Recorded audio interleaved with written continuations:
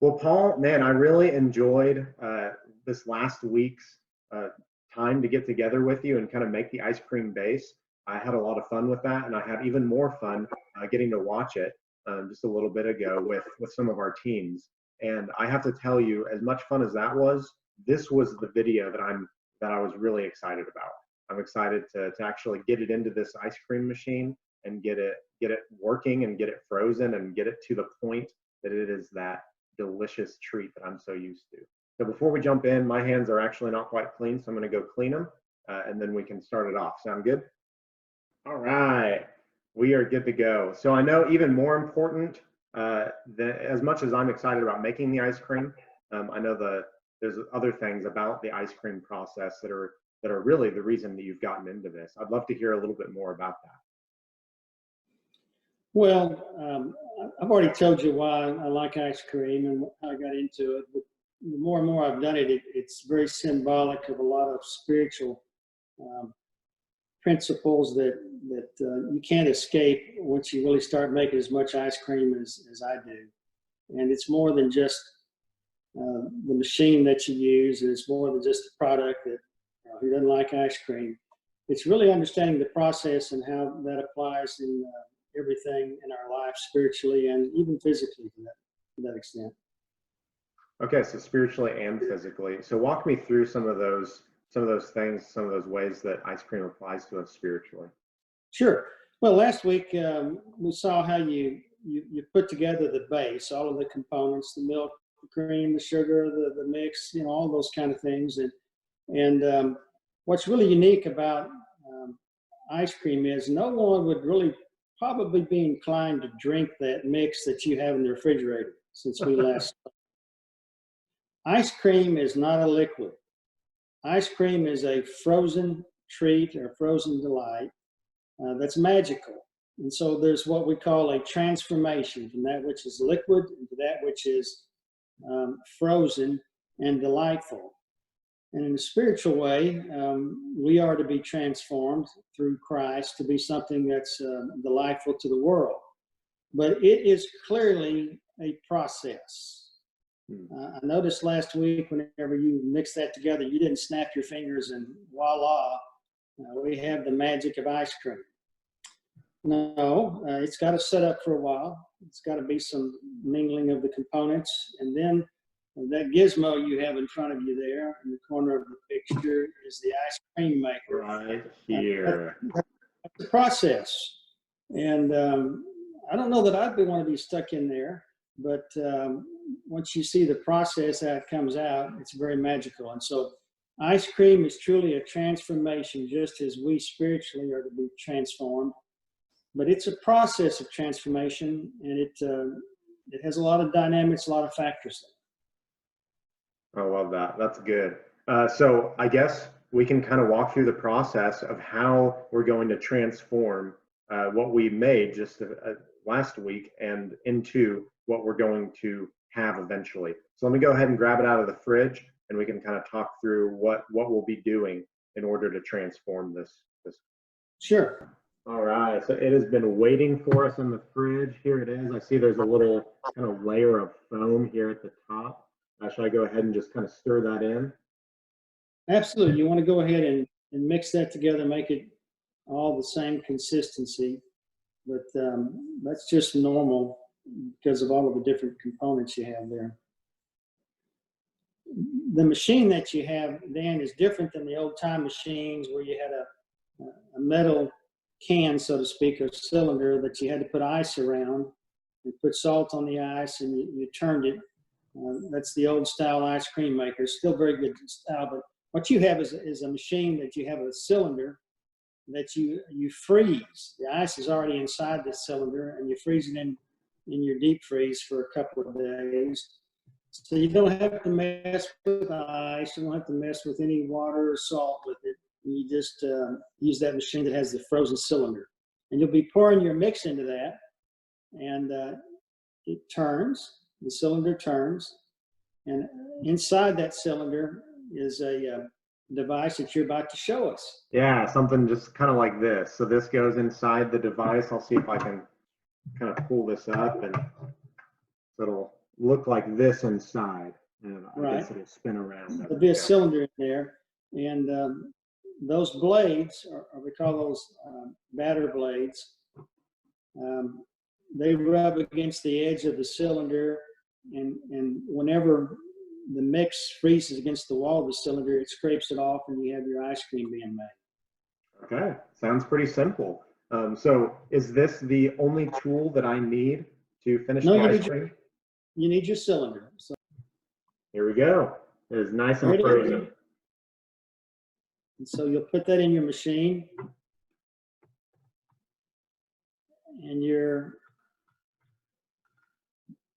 right there, stick it on there. Right, the beater blade, put your top on it, and then you'll turn it on, and you show them how it turns. Yeah, it's a little loud. Check this out. Well, really, I'm not hearing it too much. In fact, let me get the recording up here. That's good.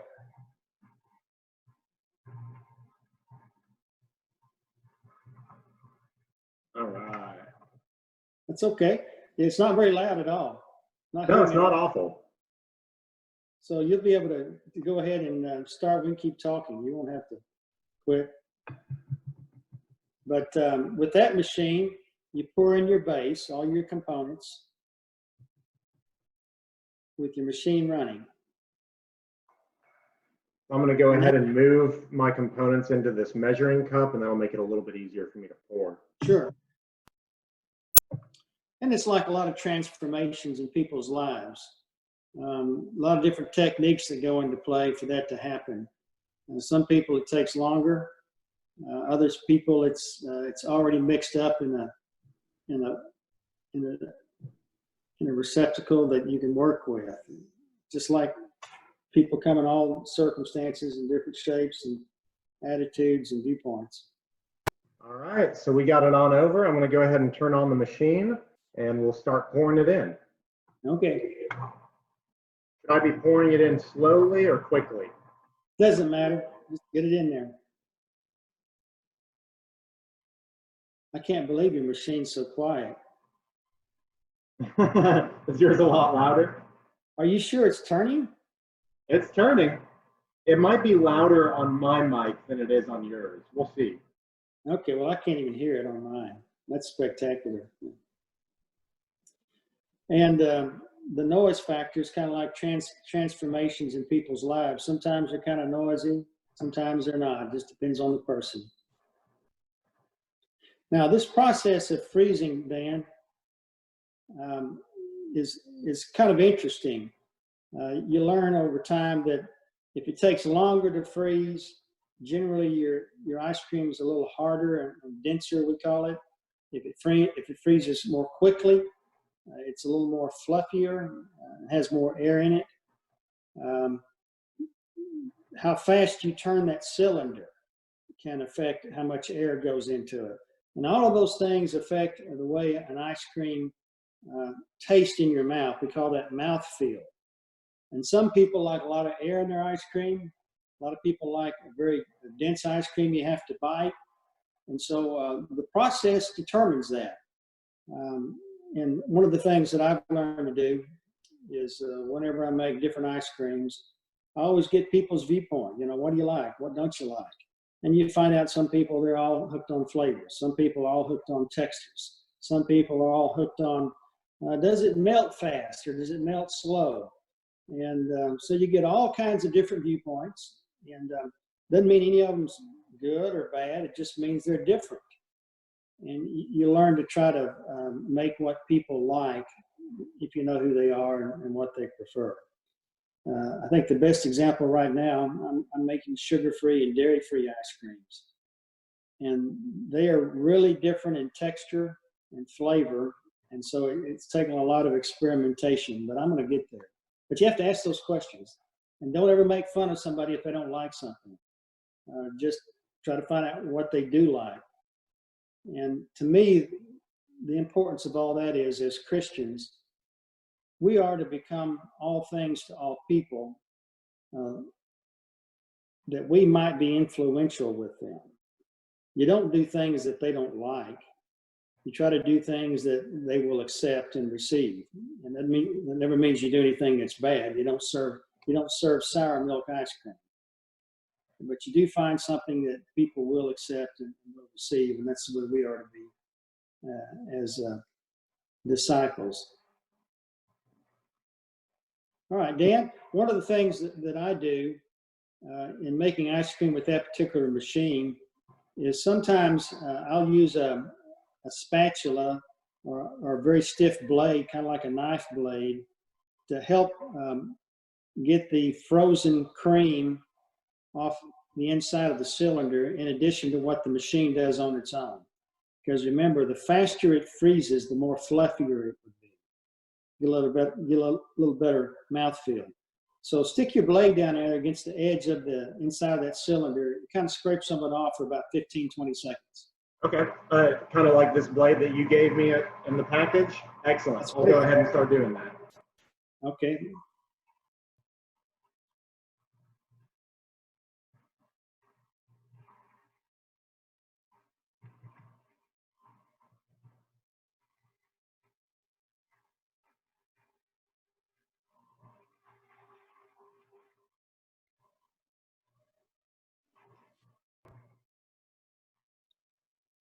Awesome. So I'll just go ahead and keep on doing that throughout this process, using the spatula whenever that film has started to develop along the sides. And it's starting to look good already. Really? Okay. Oh, I can tell at least the sides are looking like ice cream. That usually takes about 25 minutes with that machine. Okay. Commercial machines, you can make 6 gallons in about 11 minutes. Wow. That's only a quart and a half probably right there. And then I'll be adding some M&Ms and a few chocolate chips at the end. About what time do I start to add those? Once you've done this a while, you learn when it's just about ready to be taken out. And probably a couple of minutes before you think you'd want to take it out, you go ahead and add your mix-ins, we call them. And you don't do that just in one, you don't throw them all in there at once. Okay, sort of a little bit slower. Sprinkle them in there in about 15-second intervals and make sure they get distributed. At least that's what I do. Yeah. Sometimes you might even wait, just get your ice cream out and then mix it in by hand, but I like to do it with the machine. Okay. All right, well, we'll give it a try and see how well it mixes everything in. You can get really, really inventive too. You can melt things and squeeze it in there, and it'll solidify. Okay. Is that kind of how they get like swirls of sauce inside the ice cream? No, that's usually done after you've taken it out of the machine. But when you melt something like chocolate and you sprinkle it in there, it becomes like little freckles almost. Okay. But not a swirl because it's more emulsified in it. Anytime you see one of my recipes that says freckle this or freckle that, that means I've melted something and freckled it inside of it. Interesting. Yeah. Okay. I can see there's a lot of techniques I'm going to have to learn. Or not, if you just like plain ice cream. There's nothing wrong with just plain ice cream, just pure and simple plain ice cream. That's good. I like that. Again, the process, like our lives of being transformed, is not the end. You know, when you finish this recipe, Dan, I hope that's not the end of that ice cream, that you just eat it yourself. Okay? And the transformation of our lives through a process is not just to be for our benefit, but it's to in turn be shared with others. If you really like ice cream, you really like making it, what do? You're going to share with others. If you were to invite people to come over for an ice cream party, most people would enjoy it. And who doesn't like to go to an ice cream shop and everybody get a different flavor, and then guess what happens? If you sit around and you watch, everybody's tasting somebody else's flavor. It doesn't take long for that to happen. It may not happen so much today with the pandemic, but I promise you, ordinarily, if it's a family or someone that goes in ice cream shop and they all get different flavors, everybody's going to be tasting somebody else's flavor. In a similar way, our transformation is to be shared with others, to enjoy, and like we're doing right now, sharing how to do it for others so they can do it with others as well. I like that. I can definitely attest to that. Jess and I consistently share each other's ice cream flavors whenever we are together. We can't be happy with just one. We got to try it all. Yeah. Out of the 6,000 cups I've given away, I promise you I haven't eaten 5,000 of those. I haven't probably eaten 50 of them. But it's, again, our transformation is not, it's to serve others. Good. Awesome. Well, Paul, thanks again for walking me through this process and teaching me how to make ice cream and even getting me the supplies and the materials to be able to do it. It means a lot to me. I learned a lot, and I really enjoyed doing this with you. I'm excited that we're able to invite our teams, and I thank you guys for sticking with us and joining us on this journey, and I hope that you enjoyed it as much as we did. And I know that if you didn't already, you will when we are able to get together and enjoy and just take down all of this ice cream. There's going to be a lot. It's going to be so much. All right. Well, let me know when you're ready for the next flavor. Sounds good. Will do. All right.